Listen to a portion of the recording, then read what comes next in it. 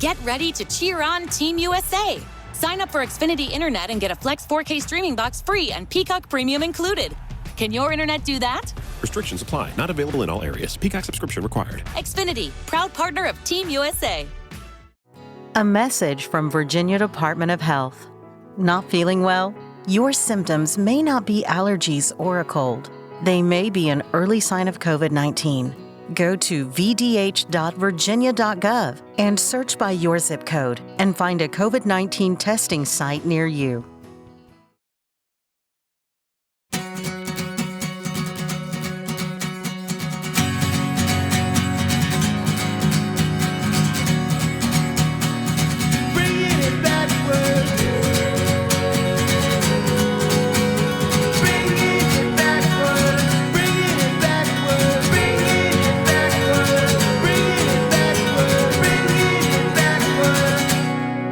Together with American songwriter, we had the opportunity to talk to Jameson, who is the author of the book Name Dropping, over a Zoom video.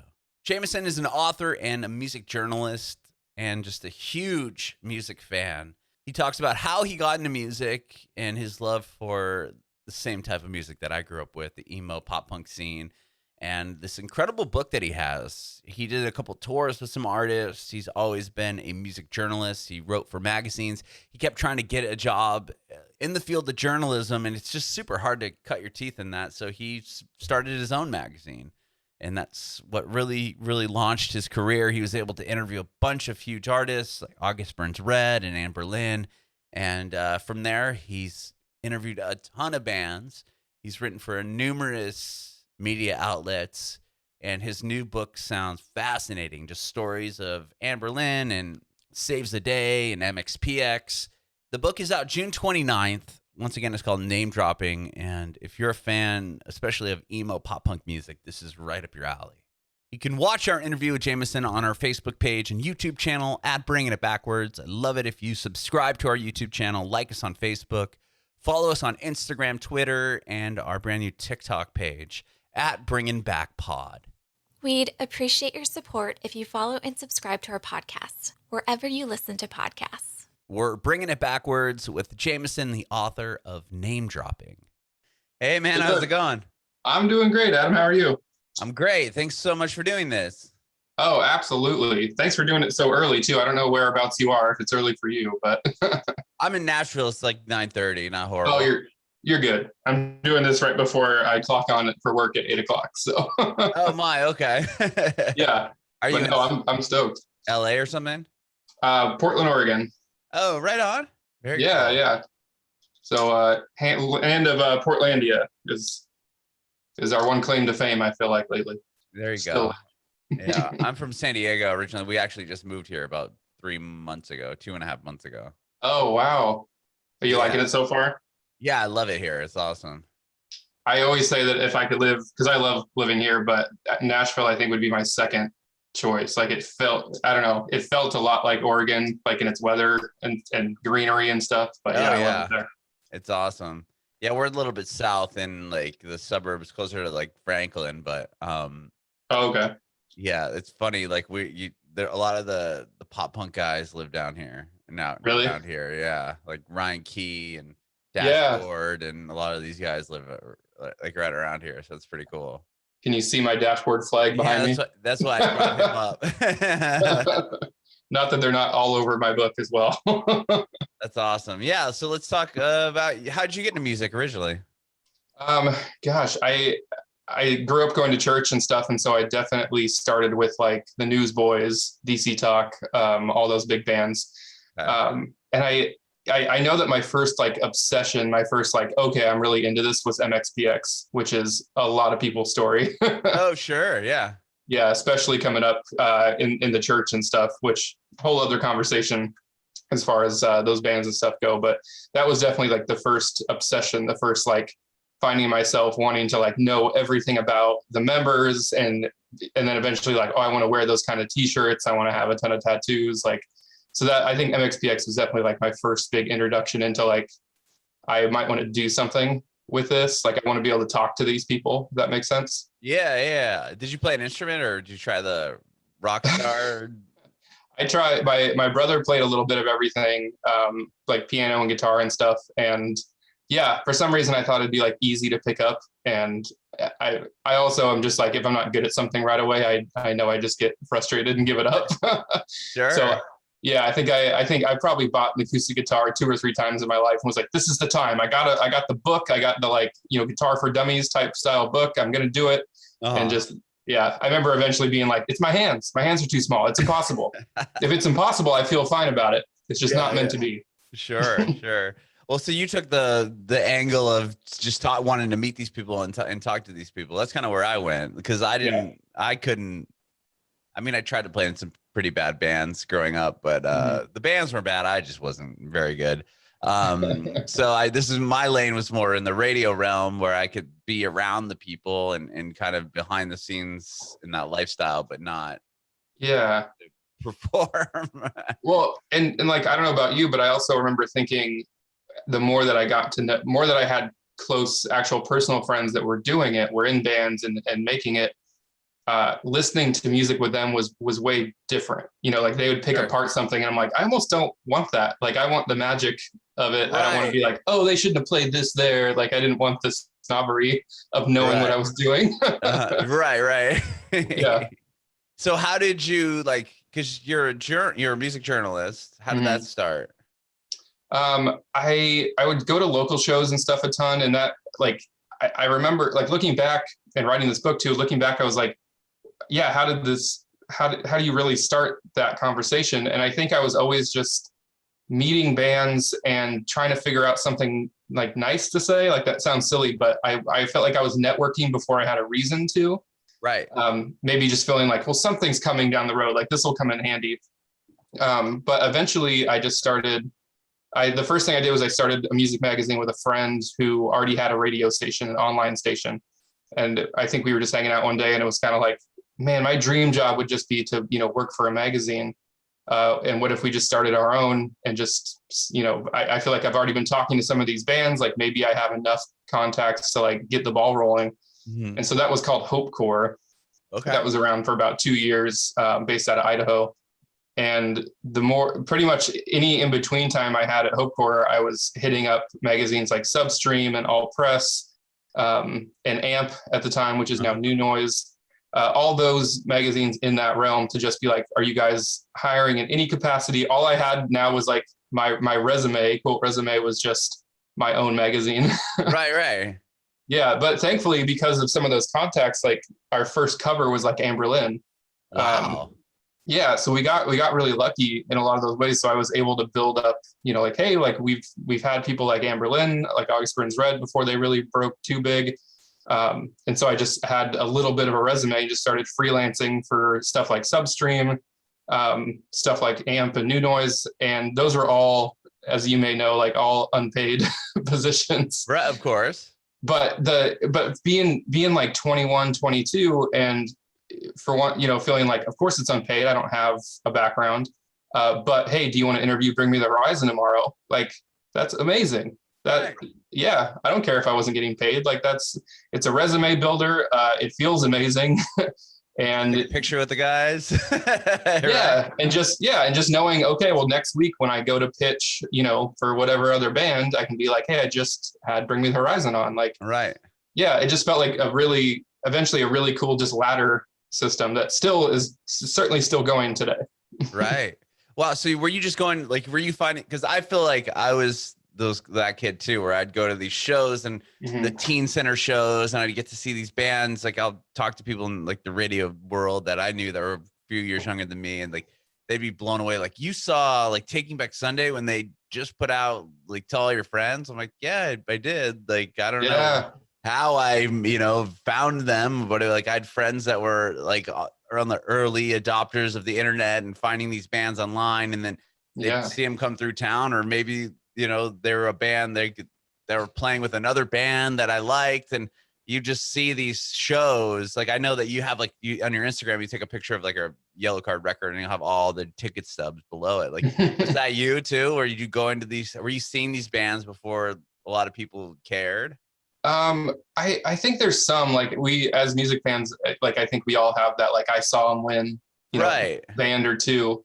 At the time, like I certainly, I couldn't say that I was watching Yellow Card like this is going to be, a thing.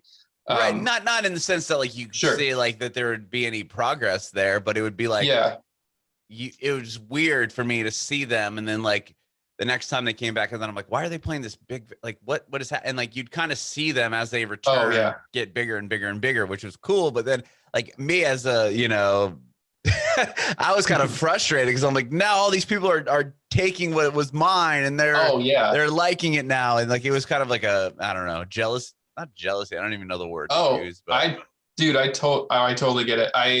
A friend showed me Dashboard when I was 15, and it was right when Places had come out. Okay. And that record still, I just hold up so high. It's just like a complete, I've told Chris Graba this. I was like, dude, all I listened to was like Korn and Linkin Park and Disturbed. And this girl gave me this album. And I remember taking it home and thinking like, I think this girl's awesome. No matter what, I'm going to tell her it's great because she seems into it. And then just like having it blow my mind. So I didn't see him for years, but he's like the perfect example of every fan has a story of like, I saw him in a basement. I saw him in a VFW hall. Right. He knew everyone's name because there was only 20 kids at the show. And seeing that like kind of anger, like, I don't know, like anger is such a strong word, but that frustration later when he got really big. It's like I don't know how to explain it, but like I saw him on the So Impossible EP came out, and he was playing on a stool, and he was opening for Alkaline Trio, and I was an Alkaline Trio fan, so I went to see Alkaline Trio. I'm like, who's this dude just sitting on a stool playing acoustic guitar before like Alkaline Trio plays? And then he played hands down, like this was the acoustic version before it became the real version, the real version, quote unquote. And then like, I was like, oh my God. So I bought the record because I just was blown away by him, but he only had a handful of songs out. Yeah. But it's not like an anger. I don't even know how to explain it, but it's just like this. There's, I don't know. And I think I don't know, like I'd love to see what you think, but I think in the emo scene specifically, there is like that ownership, that really strong ownership. Like, to answer your original question, August Burns Red, I think, is a big example where I had friends that listened to him, friends that introduced me to him and stuff, and they were still playing decent sized venues. But then I would have never guessed that they're Grammy nominated years later. Right. And, they have 8, 9 albums, whatever it is, and they're just so massive and doing these world tours. Like I would have guessed that. So it is really cool to have those memories for sure of like, even if you saw him with like 100 people, you're never going to see August Burns Red with 100 kids again. Like, no. Yeah. But I think with the emo thing, there's a really strong ownership. Yeah, it's weird. Like, I had that heartbreak. You didn't have that heartbreak. Like, right. Yeah. Like, you found this artist when they put out, Make Damn Sure, and like I've been, supporting these guys and loving them, and I've seen them like 15 times before you. It's like this weird. I don't even know how to explain it. I'm a part of all these. When I started doing marketing for the book, I joined all these like pop punk groups and music groups on Facebook. And it is funny to see like the age range where someone, like you said, someone will be like, I've been listening to them since Make Damn Sure. And you're like, right, you child. Right, exactly. Well, for me too, it's like I'll interview people nowadays that are like in their, mid 20s. And they're like, yeah, like Green Day changed my life. Like when American Idiot came out, I'm just like, oh man, I'm so old. Yeah. Like, oh yeah, when I was in college. Cool. Yeah, right. Dude, when I gave up on the band, you started liking them. Yeah, you're like when they had like their second or third wave of popularity for the American Idiot. Right. You had Gavin Rossdale on. That was really recent, right? Yeah. That was cool to talk to him. I listened to that the other day and I was like as much as I think like, man, I've been listening to Taking Back Sunday forever, Green Day or whatever. I'm like that like razor blade suitcase and stuff was probably thrown on when I was like in 4th grade. Like, oh yeah, that's same with me. It's like my friend of mine had he was just learning guitar and he learned Glycerine and he's like, this is the song, man. I'm like, yeah, it's good. Like I would hear it on the radio, but I wasn't really like attached to it until like I got the record and 16 Stone and I'm like, okay, this is awesome. But I didn't really, I wasn't a huge fan of like that style of music quite yet. I mean, I was, but I don't know. Certain bands didn't hit for me as quickly as like that was a Green Day did. Yeah, that was a great interview, by the way. Oh, I appreciate that. Yeah. Well, enough about this, reminiscing about bands that we thought that were cool and now they're massive. But like, so tell me about this book. Like, it's called Name Dropping, and as I sit here, name drop. Yeah. What was the inspiration for the book, and what is it all about? Yeah, I started. I had been throughout. I'm 35 now, so throughout all of my 20s, for the most part, I was either touring or just like at 3 or 4 shows a week doing interviews for different magazines. When you say touring, you would just like follow bands, or what do you mean touring? I toured with just 2 bands overall. The one I did the most, they're called Fall Star. They're still around. They're on Face Down Records. Okay. And I had just been friends with them for years. I credit them with a lot of like me testing out interview stuff and testing out just like marketing ideas and all that. Uh-huh. I still work really close with Chris, their singer, to kind of, with a lot of marketing stuff with the band. So they were nice enough to invite me out on tour a couple times. And after all that, I had gotten kind of like, quote, normal job. I had a desk job and stuff. I didn't really know if I was going to continue doing music stuff at all. As you know, it can be very not lucrative. And so I didn't really know where I was going to go next. And I was like, I know for one, I want to write down some of these tour stories and interview stories, because my memory's horrible and I'm just starting to forget things at 35 already. So the initial plan was just to like write down as many as I could remember and maybe share them with friends, maybe just sharing with the people that were there. And I think after a while, I was writing in such a fury that I was like, this could be something, whether it's like, a blog a month or a blog a week kind of thing. Like, I think these are good enough stories. And eventually I just had so much that I was like, I had already put out a nonfiction book just on my own, just to kind of like let's see if I can do this thing. Yeah, I did see that on Amazon, Echo Boom. Yeah. And that was just like kind of a thing I wrote in college and then kind of fixed it up later. And definitely just one of those bucket list things, like where you don't expect it to do anything, but just like, I want to get this out of my head and say I did this thing. But yeah, the more that I wrote stories and more I collected stuff, I was like, there might be something here if I can find sort of a through line of, not even a message, but just how is this not just a collection of essays or a collection of stories? Can there be a thread here? And that kind of became like the impact that music can have on a person, on their career trajectory, on even what they believe about creativity, what they think about God or success. Like, I just realized that music had kind of like poked its way into like everything that I had to like, as an adult, like think about and have opinions on in life. That I could liken it back to music or a lesson that I learned because of a band or because of a tour or whatever. So I thought, man, like this thing is bigger than I even thought it was. If that makes sense.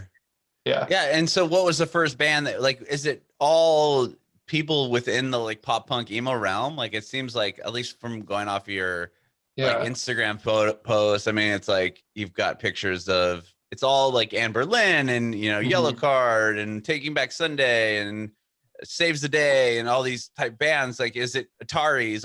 Is it all kind of those type of artists within the book? It is. Yeah, it's a lot of that. I kind of just ended up going like pretty chronologically throughout my life, where I started out, like I said, starting out kind of having in the church and getting into bands like MXPX. And then like pretty much once you discover Tooth and Nail, it's like game over. I was that kid that if it said Tooth and Nail on the album, I just bought it. Yeah, like you would almost never do that today. That's kind of like Vagrant was, those like it's not Vagrant Records is like, okay, I'm gonna buy that. Like, it doesn't matter. After Tooth and Nail, it definitely became Vagrant. Today I would say maybe Pure Noise. I check out everything. Oh sure. Yeah, Victory was Pure big Noise for me at the time. Yeah, so it's so I'm trying to remember what the question was. Oh, where did I start? It's a lot of those bands. Yeah. It definitely starts with a lot more of the maybe like more faith-based stuff. And even just going back, like I said, to stuff like DC Talk or Newsboys, to kind of where I discovered like, oh, this is, I don't know if you're too familiar with those bands, but like some of that cheesy Christian music that we I know the name. I know all those names. I don't. Okay. I mean, for those type of bands where I was growing up in San Diego, it was more like POD was a big one. I mean, MXPX, obviously. There's a band called Dogwood around the town that was Pretty doing things. Yep. Like those are the ones that I think of. Switchfoot, obviously. Okay, so that's good to know. Yeah, I forgot. Yeah, San Diego, obviously, Switchfoot and POD. Yeah, Dogwood is huge. I had Josh on my podcast like last year, and cool. Yeah, and it was such a funny because Dogwood, they do reunion shows and stuff, but I had such a retroactive fanboy moment of I was so into your let's just pretend I'm 13 and have this conversation. Right, exactly. Yeah. Yeah. So it's every band that you named, I think is certainly name dropped in there, but it kind of then graduates to the last 10, 12 years of it being all that Warped Tour scene. I became managing editor at Substream magazine, which is very Warped Tour centric. Oh yeah, I know the name of that. Yeah. So I was there for a couple of years and freelance for them before that, and so yeah, I became very, very. It sounds weird to say, but when people are like, "Oh, what bands is it about?" I'll say Warped Tour bands, and I tend to think, you know what I mean, right? Warped Tour bands. Yeah, but it depends on what year Warped Tour bands. Right. Is it Thursday Warped Tour bands, or is it Katy Perry? Right. Yeah, I saw Eminem at Warped Tour, to be honest. I wasn't going to Warped. I remember when that happened, but I wasn't going. I wasn't consistently going at that time. It's so weird to think of seeing Eminem at Warped Tour. Yeah, I saw MGK, but Blink was at Warped Tour that year, and it was right before Blink was the first band I ever saw live, and they're San Diego. I got my Blink poster here, but they played Warped Tour, and it was right when I think the tour maybe started when Enema of the State came out, so it just became crazy. Yeah, it was crazy to see how many people were there just to see Blink. Oh, I bet. Yeah, it's I think being a part of some of these Facebook groups and stuff now and having these kind of old conversations about who was the best this or that has made me again extra thankful for growing up during this time.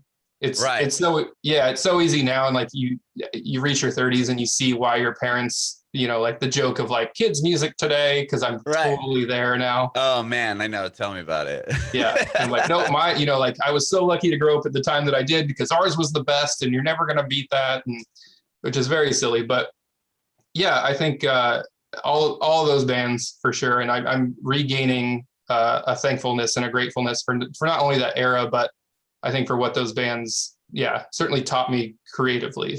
And name dropping just became, as I wrote more of it, I was I'm going to get ahead of anyone that says, man, this book is just full of name drops. There you go. And just go with the joke of it all. So is it just stories of encounters with these people? What can you name 5 bands that are in the book? Yeah.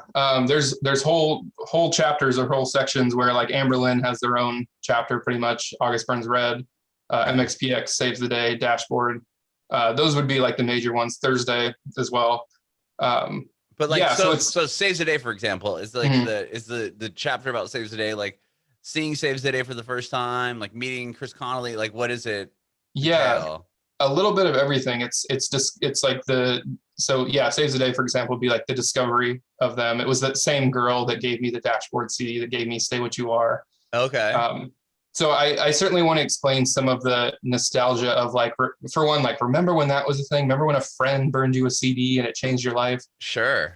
So I want to touch on that stuff, but then having a lot of it, I feel is full circle, where it's just me being 15, receiving this album and having it change everything.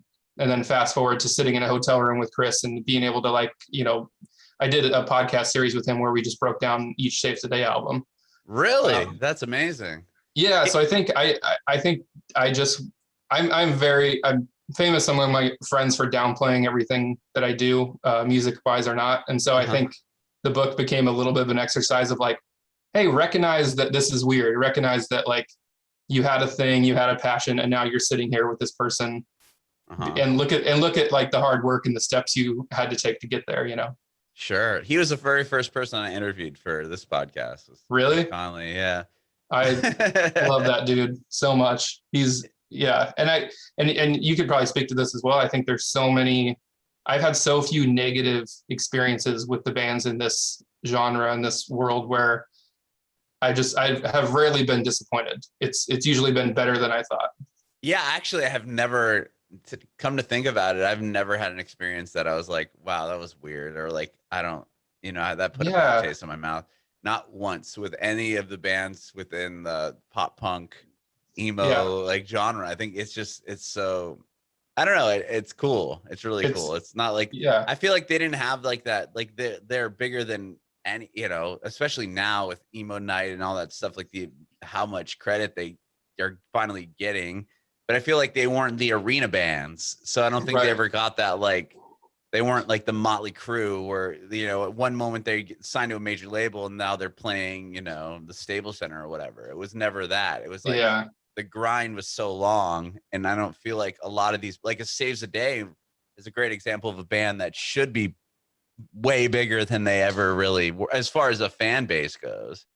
Like, well, I mean, and I have to think that band, like, even though like Dashboard's huge, but Dashboard or Saves the Day, I think they know that their fan base might be smaller, but their fan base is insanely loyal. Sure.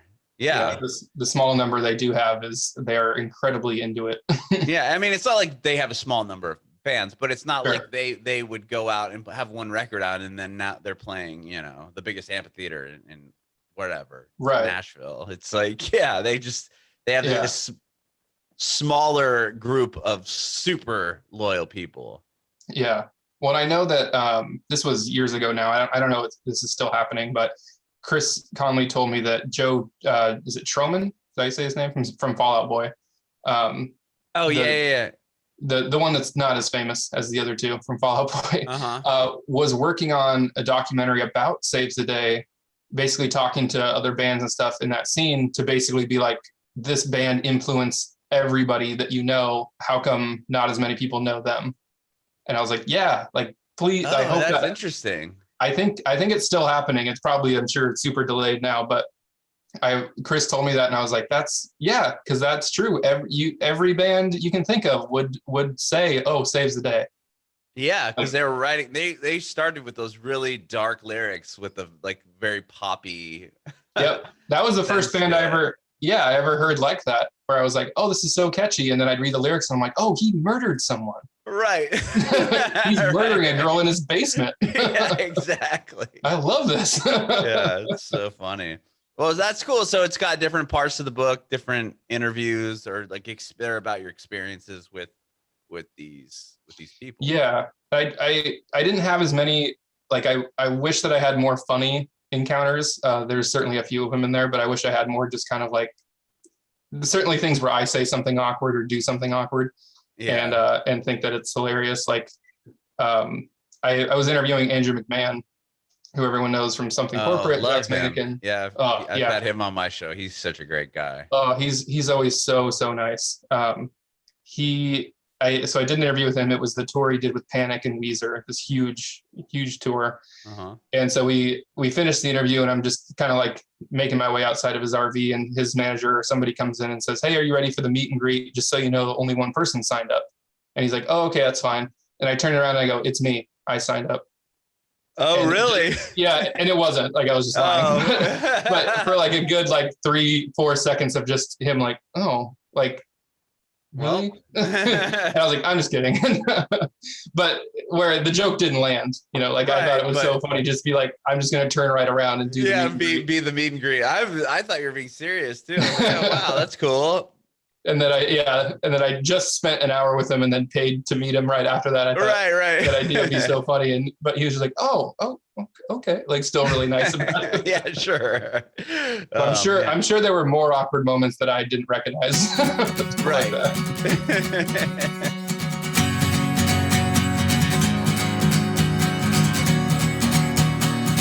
Bringing it backwards.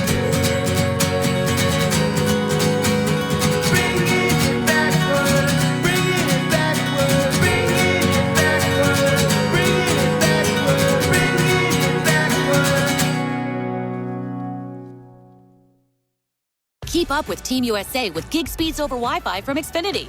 Can your internet do that? Restrictions apply. Not available in all areas. Requires gig internet and compatible gateway. Gig speed Wi-Fi is shareable across all devices. Actual speeds vary and are not guaranteed. Xfinity, proud partner of Team USA.